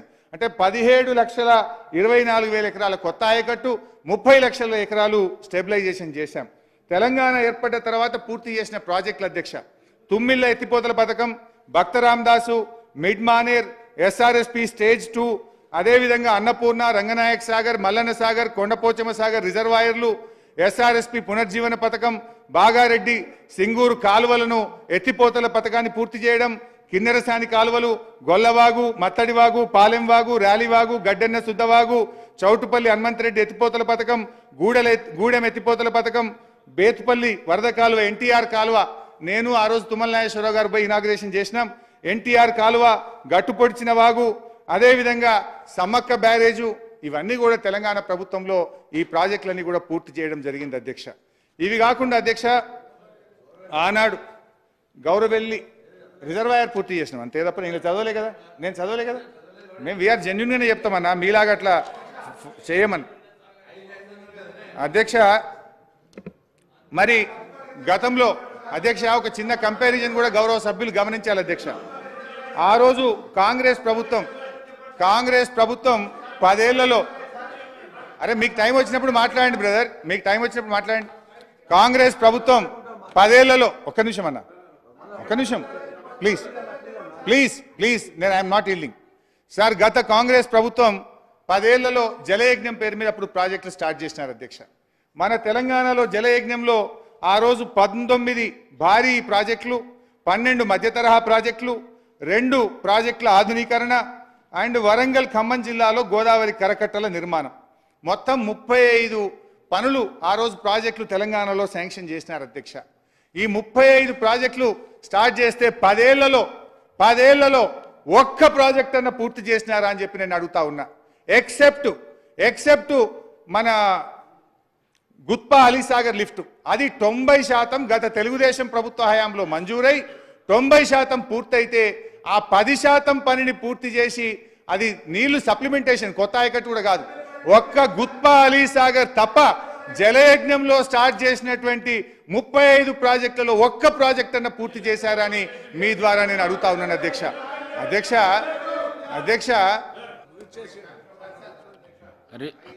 హరీష్ రావు గారు, ఐ అప్రిషియేట్ శ్రీధర్ బాబు గారు, దయచేసి కన్క్లూడ్ చేయండి. 1:40 ఎట్లా సార్ మీరు ఇట్లా మా టైం ఇవ్వకపోతే? ఇంతవరకు డీవియేషన్ ఓంగా 1:40 మాట్లాడిండ్రు. ఇంకా చాలా మంది గౌరవ సభ్యులు మాట్లాడేది ఉన్నది కాబట్టి తొందరగా కంప్లీట్ చేయండి ప్లీజ్. సార్ ఇంకొక రిక్వెస్ట్ సార్ మీతోని, బయట మా ఇంటికి వెళ్ళి ఫోన్ వచ్చితే మా పిఏ చిట్టి పంపిండు, నేను మాట్లాడుతుంటే కెమెరా నాకు చూపిస్తలేరట, అటు మీకు చూపిస్తురట, అటు చూపిస్తురట, ఓన్లీ నా గొంతు మాత్రం వినబడుతుందట. జర కెమెరా మాది కూడా చూపించండి సార్. గిట్లనా సార్? కెమెరా కూడా చూపియరా సార్? కెమెరా కూడా ఇప్పుడేనా? గిన్నెలో కూడా వివక్షనేనా సార్? కెమెరా ఓన్లీ మాట వస్తుందట కానీ కెమెరా నేను కనబడతలేనట. చిట్టి వచ్చింది ఇప్పుడే, అంటే 3-4 కెమెరాలు ఉంటాయి, నా ఫేస్ చూపిస్తలేరట, ఓన్లీ గొంతే కనబడుతుందట. కెమెరా ముఖ్యమంత్రి గారు లేకపోతే ఉత్తమన్న లేకపోతే స్పీకరే కనబడుతుందట. ఇంత అన్యాయమా? అధ్యక్ష హౌస్ లో ఆ విధంగా ఉండదు సార్. చిట్టి చూపియాలా సార్? చూపియండి, చిట్టి చూపియండి. ఇప్పుడే నాకు చిట్టి వచ్చింది ఇంతకెళ్ళి, మా పిఏ పంపిండు. మీరు అలా మాట్లాడకండి ఇంటికి ఫోన్ వచ్చిందట. దయచేసి అలా మాట్లాడకండి, మీరు సీనియర్ శాసనసభ్యులు, మీరు అట్లా ఉండదు, అలా ఉండదు. Thank you sir. ఉండకపోతే ఐఎమ్ హ్యాపీ. అన్నా నువ్వు కూర్చోవే, నువ్వు గవర్నమెంట్లో ఉన్నావు, విప్పు సభను సమన్వయం చేయాలి, నువ్వు సభను ఆపడం కాదు, సమన్వయం చేయాలి, కూర్చో. అయితే అధ్యక్ష గౌరవనీయులు శ్రీధర్ బాబు గారు మంచి మాట చెప్పారు, ఐ అప్రిషియేట్ హిమ్. వారు ఒక మంచి మాట అన్నారు శ్రీధర్ బాబు గారు. మా ప్రభుత్వం కష్టపడ్డది, మేము స్టార్ట్ చేసినాము, ఒకటి పూర్తి చేయలే కావచ్చు, మీరు చిత్తశుద్ధితో వాటిని పూర్తి చేయాలి అని అన్నారు. So I appreciate him. Exactly నేను కూడా అదే చెప్పాలనుకుంటున్నా. ఎందుకంటే అధ్యక్ష నేను ఒక చిన్న ఉదాహరణ చెప్పి ఆ విషయానికి వస్తా. కల్వకుర్తి ప్రాజెక్టు కాంగ్రెస్ ప్రభుత్వ హయాంలో 2728 కోట్లు ఖర్చు పెట్టి 30 ఏళ్ల తర్వాత ఇచ్చిన నీళ్లు 13,000 ఎకరాలు. అంత మాత్రాన ఇది గత ప్రభుత్వం స్టార్ట్ చేసింది పక్కకు పెట్టాలని మేము ఆలోచించలే. మేము చిత్తశుద్ధితో ప్రయత్నం చేసినాం. 3,07,000 ఎకరాలకు కల్వకుర్తి ఆయకట్టు మేము తీసుకుపోయాం. నెట్టంపాడు మీరు 2,300 కోట్లు ఖర్చు పెట్టి కేవలం 1,735 కోట్లు ఖర్చు పెట్టి 2,300 ఎకరాలకు మాత్రమే నీళ్లు ఇచ్చారు. ఇది గత ప్రభుత్వం స్టార్ట్ చేసింది, ఆపాలని మేము అనుకోలేదు. పెండింగ్ పనులు పూర్తి చేసి 1,39,700 ఎకరాలకు తీసుకెళ్లాం. భీమా మీరు 2,000 కోట్ల రూపాయలు ఖర్చు పెట్టి మీరిచ్చిన ఆయకట్టు 12,000 మాత్రమే. కానీ మేము ఆ రోజు కష్టపడి దాని పెండింగ్ పనులు పూర్తి చేసి అధ్యక్ష ఇదే మంత్రి గారు ఆనాడు మా కేబినెట్ లో ఉన్నప్పుడు ఇదే అసెంబ్లీలో కల్వకుర్తి ప్రాజెక్టును కాంగ్రెస్ పార్టీ పట్టించుకోలేదు అని ఈ అసెంబ్లీలో చాలా సార్లు మాట్లాడిన ఆయన. కాంగ్రెస్ పార్టీ నిర్లక్ష్యం చేసిందని మాట్లాడిండు. కుర్చీ మారంగానే సీన్ మారింది. అధ్యక్ష ఏదో లెస్ టెండర్ 1% అంటుండు. మీ ప్రాణహిత చేవెళ్ల ప్రాజెక్ట్ లో అన్ని టెండర్లు 4% ఎక్సెసే. మరి అప్పుడేం జరిగింది అధ్యక్ష? దానికి సమాధానం చెప్పు. Every tender is +4%. అందరూ 4% పైన వేసి 28 ప్యాకేజీలు ఆ రోజు జరిగింది. దానికి సమాధానం చెప్పండి అధ్యక్ష. దాని మీద కావాలంటే రోజు డిస్కషన్ పెట్టండి. I will answer. అధ్యక్ష ఈరోజు ఒక విషయం ఏంటంటే అధ్యక్ష, మనము ఈనాడు అరే ముఖ్యమంత్రి గారు వ్యంగ్యం తగ్గించుకోండి, మీ గౌరవం పెంచుకోండి అధ్యక్ష ఈరోజు మరి నేనేమంటున్నా అంటే ఆనాడు 0.5% నుంచి 3.5% మొబిలైజేషన్ అడ్వాన్స్ పెంచి మరి టెండర్ల తర్వాత ఇష్టం ఉన్నట్టు మీరు జీవోలు ఇచ్చి అప్పటి ప్రభుత్వం పెంచితే దాని గురించి కూడా వైట్ పేపర్లో పెట్టి ఉంటే డెఫినెట్గా బాగుండేది ఈరోజు. కానీ మీ పద్ధతి ఎట్లుందంటే మా మీద ఏదో ఆరోపణలు చేసే విధంగా మరి వారు మాట్లాడడం అనేటువంటిది కరెక్ట్ కాదు అధ్యక్ష. నేను ఇంకా ఆ వివరాలకు పోతే చాలా ఇష్యూస్ ఉన్నాయి, నేను వాళ్ళకి పోవట్లేదు. కానీ అధ్యక్ష దాని మీద ఇంకో రోజు డిస్కషన్ పెడదాం అధ్యక్ష. అయితే ఈ ప్రాజెక్టు కాస్ట్ పెరిగిందనే దాని మీద పదే మాట్లాడుతున్నారు అధ్యక్ష. ఈ దేశంలో కానీ ఈ రాష్ట్రంలో కానీ ఏ ప్రాజెక్ట్ కాస్ట్లు ఎట్లా పెరుగుతున్నాయి, ఎందుకు పెరుగుతాయి అనేటువంటి విషయాన్ని కూడా ఈరోజు గమనించాల్సిన అవసరం ఉంది అధ్యక్ష. నాగార్జున సాగర్ ప్రాజెక్టు 1954లో 122 కోట్లతో నాగార్జున సాగర్ ప్రాజెక్టు ప్రారంభిస్తే అది పూర్తయినప్పుడు 1183 కోట్లు అయింది అధ్యక్ష. అంటే 9 రెట్లు 9 times Nagarjuna Sagar project cost పెరిగింది. ఎస్ఆర్ఎస్పి 40 కోట్లతో ఎస్ఆర్ఎస్పి ప్రాజెక్ట్ స్టార్ట్ చేస్తే అది పూర్తయ్యేసరికి 4300 కోట్లయింది. అంటే 107 రెట్లు పెరిగింది అధ్యక్ష. కాళేశ్వరం డబుల్ అయితే ఇంత లొల్లి పెడుతుండ్రు, మరి ఎస్ఆర్ఎస్పి 107 రెట్లు పెరిగింది. జూరాల 70 కోట్లతో స్టార్ట్ చేస్తే 1815 కోట్లయింది, 25 రెట్లు పెరిగింది అధ్యక్ష. పులిచింతల 565 కోట్లతో స్టార్ట్ చేస్తే 1816 కోట్లకు పెరిగింది అధ్యక్ష. సింగూరు 29 కోట్లతో స్టార్ట్ చేస్తే 169 కోట్లకు పెరిగింది అధ్యక్ష. ఇంకో విషయం కూడా ఇక్కడ గమనించాలి అధ్యక్ష, వీళ్ళేదో ఇంత ఖర్చు పెట్టినాను. ఇవాళ సింగూరు డ్యాము 25 టీఎంసీల అధ్యక్ష. 25 టీఎంసీల సింగూరు డ్యాము ఆ రోజు 169 కోట్లకు పూర్తయింది. ఇవాళ ఇదే సింగూరు డ్యామ్ కట్టాలంటే అధ్యక్ష కనీసం 4000 కోట్ల రూపాయలు అవుతాయి. అంటే నేను అనేది ఏంటంటే దయచేసి మీరు గమనించాల్సింది ప్రాజెక్టులు రేట్లు పెరిగినాయి. ఆ రోజు మీరు ఉమ్మడి ఆంధ్రప్రదేశ్లో 1956 నుంచి 2014 దాకా అయిన ఖర్చు 54. గౌరవనీయులు మీరు ఇంతమంది లేచి చెప్తే నేను ఏం చేయాలి sir? I will try to conclude sir. అధ్యక్ష మేమేందంటే చేసిందే మేము చెప్పుకుంటున్నాం తప్ప చెయ్యంది మేము చెప్తలేము అధ్యక్ష. గౌరవ ముఖ్యమంత్రి గారేమో వారు చెయ్యంది కూడా బయటకు పోయి మేమే చేసినామని చెప్తున్నారు. ఇవాళ మనం ఏం జరుగుతుందో కూడా చూస్తున్నాం. పోలీస్ రిక్రూట్మెంట్ బోర్డులో ఏమైంది అధ్యక్ష? ఎగ్జామ్ పెట్టింది, నోటిఫికేషన్ ఇచ్చింది మేము, రిటర్న్ టెస్ట్ పెట్టింది మేము, ఫిజికల్ టెస్ట్ పెట్టింది మేము, మెయిన్ టెస్ట్ పెట్టింది మేము, రిజల్ట్ ఇచ్చింది మేము, మొత్తం మేమే. సరే అందులో బోన్లే ఇక okay. I respect you sir. ఆ సబ్జెక్ట్లో బోన్లేండి sir. I respect you sir. అధ్యక్ష సరే అధ్యక్ష, నేను ప్రభుత్వానికి ఒక సూచన అధ్యక్ష. ఇది దయచేసి సరే ఇందాక మిత్రులు శ్రీధర్ బాబు గారు చెప్పిన దాని continuation and I would like to give the suggestion to the government. ఏంటంటే అధ్యక్ష శ్రీధర్ బాబు గారు కూడా అదే అన్నారు. సరే మేము కొంత కష్టపడ్డాము, తర్వాత మీరు వచ్చి నీళ్ళు ఇచ్చిండ్రు అని అన్నారు, సంతోషం. అయితే లేలే నెట్టపాడు భీమాలో మేమే స్టార్ట్ చేసినాము, మీరు వచ్చిన తర్వాత కాలువలో కెనాల్లో పూర్తి చేసి నీళ్ళు ఇచ్చిండ్రు అని మీరు అన్నారు. సేమ్ థింగ్ నేను చెప్పదలుచుకున్న ఒక ముఖ్యమైన point I draw the attention of Uttam Kumar Reddy గారు. అయితే అధ్యక్ష ఇది మన పాలమూరు ఎత్తిపోతల పథకం. దీన్ని ఏంటంటే ఈ పాలమూరు ఎత్తిపోతల పథకంది ఒక చాలా బాధాకరమైనటువంటి ప్రస్థానం. గతంలో ఏమైందంటే అధ్యక్ష యాక్చువల్గా 2005 సంవత్సరంలోనే రిటైర్డ్ ఇంజనీర్లు 2005 సంవత్సరంలో రిటైర్డ్ ఇంజనీర్లు ఒక డిపిఆర్ తయారు చేసి అప్పటి ముఖ్యమంత్రి వైఎస్ రాజశేఖర రెడ్డి గారికి ఈ పాలమూరు ఎత్తిపోతల పథకం మీద డిపిఆర్ ఇచ్చారు. కానీ దురదృష్టం ఏంటంటే అప్పుడు జీవో వస్తుంది, సర్వేకి జీవో వస్తుంది ఎలక్షన్ల ముందు అన్నారు, అది రాలేదు అధ్యక్ష. తర్వాత మళ్ళీ 2013, 2014 ఎన్నికలకు పోవడానికంటే ముందు అప్పుడు కూడా మళ్ళీ రిటైర్డ్ ఇంజనీర్లు ధర్నాలు జలసాధన పోరాట సమితి జరిగితే చివరిలో 2013లో సర్వే కోసం ఒక జీవో ఇచ్చారు అధ్యక్ష. 2013లో సర్వే కోసం జీవో ఇచ్చారు తప్ప కనీసం టెండర్ పిలవలేదు, ఆ సర్వే కూడా స్టార్ట్ కానటువంటి పరిస్థితి అధ్యక్ష. సరే, మా ప్రభుత్వం వచ్చిన తర్వాత నేను డీటెయిల్స్ టైం లేదు కనుక డీటెయిల్స్లోకి పోతలేను. మా ప్రభుత్వం వచ్చిన తర్వాత మేము పాలమూరు ఎత్తిపోతల పథకాన్ని ప్రారంభించాం. సరే, ఆ ప్రారంభించాం. గౌరవ మంత్రి గారు ఖర్చు బాగైంది, నీళ్ళు ఇవ్వలేదు అనేటువంటి మాట చెప్తున్నారు. ఒక్క నిమిషం, పాలమూరు లిఫ్ట్ ఇరిగేషన్ గురించి మాట్లాడింది కదా, ఒక రామ్మోహన్ రెడ్డి గారు 2 నిమిషాలు మాట్లాడతారు. నా తర్వాత మాట్లాడు. ఇప్పుడు I'm not the government sir, I'm not the government, నేను ఆన్సర్ చేయను. వారు గవర్నమెంట్కి చెప్పుకో. అప్పటి నుంచి అడుగుతున్నారు. నిమిషాలు 2 నిమిషాలు అధ్యక్ష, 2 నిమిషాలు అధ్యక్ష. స్పీకర్ సార్ మా కడియం సిఆర్ గారికి ఇయ్యలేగా సార్ మీరు. స్పీకర్ సార్ అయితే అధ్యక్ష ఉన్నాను, నేను మాట్లాడినాక మాట్లాడు అధ్యక్ష. నేను I draw the attention of Uttam Kumar Reddy గారు. సో ఈ పాలమూరు ఎత్తిపోతల పథకంలో అధ్యక్ష మనకు చాలా ఇబ్బందులు వచ్చినాయి. పాలమూరు ఎత్తిపోతల పథకంలో ఏమైందంటే అధ్యక్ష, మరి మనం ఇది స్టార్ట్ చేసిన తర్వాత ఆంధ్రప్రదేశ్ గ్రీన్ ట్రిబ్యునల్కి వెళ్ళి స్టే తెచ్చింది అధ్యక్ష.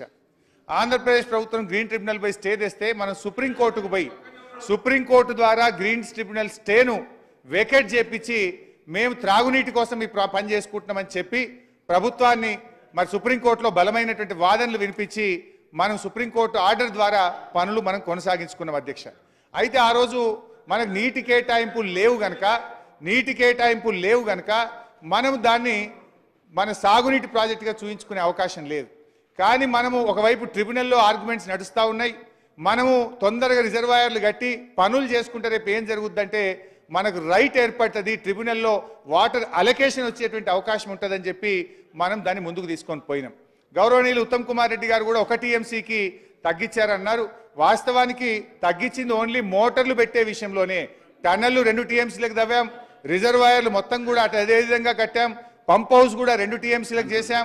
ఓన్లీ మనం ఆయకట్టు వచ్చినప్పుడు మిగతా 1 TMCకి మోటార్లు పెట్టాలన్నది ప్రభుత్వ ఆలోచన. అయితే నేను గౌరవనీయులైన ఉత్తమ్ కుమార్ రెడ్డి గారు చెప్పాల్సిన విషయం ఏంటంటే మనం ఇందులో మనం ముందుకు అడుగులు వేశాం. ఒకటి 45 TMCలు మైనర్ ఇరిగేషన్ సేవింగ్స్ చూపించి ఇంకొక 45 TMCలు గోదావరి నీళ్లను కృష్ణానదికి మళ్లించింది కనుక నాగార్జున సాగర్ పైభాగాన మనకు 45 TMCలు వాడుకునే అవకాశం బచావత్ ట్రిబ్యునల్ ఇచ్చింది. ఆ 90 TMCలు నికర జలాలు దీనికి కేటాయించి మనము మన CWCకి KRMBకి మన DPR పంపించి పర్మిషన్స్ అడిగాం.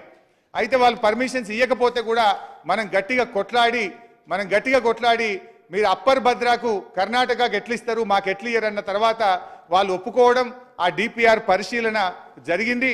ఇప్పటికి 6 అనుమతులు కూడా వచ్చినాయి. అటవీ అనుమతి, CEA అనుమతి, అదేవిధంగా CSMRS అనుమతి, గిరిజన మంత్రిత్వ శాఖ అనుమతి, భూగర్భ జల బోర్డు అనుమతి, అదేవిధంగా EAC ఎన్విరాన్మెంట్ EAC కూడా రికమెండ్ చేసింది. EAC రికమెండ్ చేసి ఇప్పుడు అది కేంద్ర ప్రభుత్వం దగ్గర ఉన్నది. ఒకసారి EAC రికమెండ్ చేస్తే జనరల్గా కేంద్ర ప్రభుత్వం ఇచ్చేస్తుంది. ఆ EC మీరు తొందరగా తెప్పిస్తే ఏమవుతుందంటే మనం కాలువలు తవ్వుకోవచ్చు. సాగునీటి కాలువలు తవ్వుకుంటే రైతాంగానికి ఇటు రంగారెడ్డి జిల్లాకు అటు మహబూబ్ నగర్ జిల్లాకు కూడా మనకు నీళ్ళు వచ్చేటువంటి అవకాశం ఉంటుంది కనుక EAC రికమెండ్ చేసి ఉన్నది. EAC ఎప్పుడు రికమెండ్ చేసిందంటే 10/8/2023 నాడు EAC రికమెండ్ చేసింది కనుక మీరు దాని మీద దృష్టి పెట్టి EC తెచ్చేసినట్టయితే మనం పంట కాలువలు తవ్వుకొని రైతాంగానికి నీళ్ళు ఇచ్చే అవకాశం ఉంటుంది. ఎట్లయితే కల్వకుర్తి నెట్టంపాడులో మేము నీళ్ళు ఇచ్చి సాగునీటి సౌకర్యం కల్పించినామో ఇక్కడ కూడా మేజర్ పనులన్నీ అయిపోయినాయి. పంట కాలువలు తవ్వి నీళ్ళు ఇచ్చే పనిని చేయాలని చెప్పి ప్రభుత్వాన్ని కోరుతా ఉన్నాను అధ్యక్ష. ప్లీజ్ అధ్యక్ష, అదేవిధంగా కేంద్ర ప్రభుత్వం మీద అనేక రకాలుగా ఒత్తిడి తెచ్చి మనం సెక్షన్ 3ని సాధించుకున్నాం. సెక్షన్ 3 అనేది మనకు ప్రాజెక్టుల వారీగా నీటి కేటాయింపులు జరుగుతాయి. ఇప్పుడు రాయలసీమకు రేపు పోతిరెడ్డిపాడ నీళ్లు ఆపాలంటే సెక్షన్ 3 ముందు కేంద్ర ప్రభుత్వం మీద ఒత్తిడి తెచ్చి 6 నెలల్లో ట్రిబ్యునల్ యొక్క నీటి కేటాయింపులు జరిగేటట్టుగా మీరు బలమైనటువంటి వాదనలు వినిపిస్తే మనకు కృష్ణాలో బ్రహ్మాండమైనటువంటి వాటా వచ్చే అవకాశం ఉంటుంది. దాని మీద ఎందుకంటే సెక్షన్ 3 రావడానికి మనం కేంద్ర ప్రభుత్వానికి సుప్రీంకోర్టుకు కేంద్ర ప్రభుత్వానికి తిరిగి ఫైనల్గా దాన్ని మనం సాధించినాం. అందువల్ల దాంట్లో మీరు బలమైన వాదనలు వినిపిస్తే మనము ఈ 299 కాదు దాదాపు 600 టీఎంసీలకు పైగా తెచ్చుకునేటువంటి అవకాశం ఉంటుంది కనుక దాని మీద దృష్టి పెట్టాలని చెప్పి మీ ద్వారా వాటిని కోరుతా ఉన్నా. మేడిగడ్డ విషయంలో కూడా నేనేమంటున్నా అంటే దయచేసి వర్షాకాలం వస్తుంది, వర్షాలు వచ్చే లోపు దాన్ని సేఫ్ జోన్కు తీసుకుపోతే మొత్తం బ్యారేజ్ అయిపోయే అవకాశం ఉంటుంది కనుక దాని మీద యుద్ధ ప్రాతిపదికన నిర్ణయాలు తీసుకొని ముందుకు సాగాలని చెప్పి కూడా వారిని మీ ద్వారా కోరుతున్న అధ్యక్ష. మిగతా విషయాలు యాక్చువల్గా నాకు ఎస్ఎల్బిసి విషయంలో అదే విధంగా వారి మిగతా గౌరవ సభ్యులు మంత్రులు అడిగారు. నేను ప్రిపేర్డ్, మీరు సమయం లేదంటున్నారు కనుక మీ మీద గౌరవం కొద్దీ నేను మీ అవకాశం ఇచ్చినందుకు ధన్యవాదాలు తెలియజేస్తున్నాను.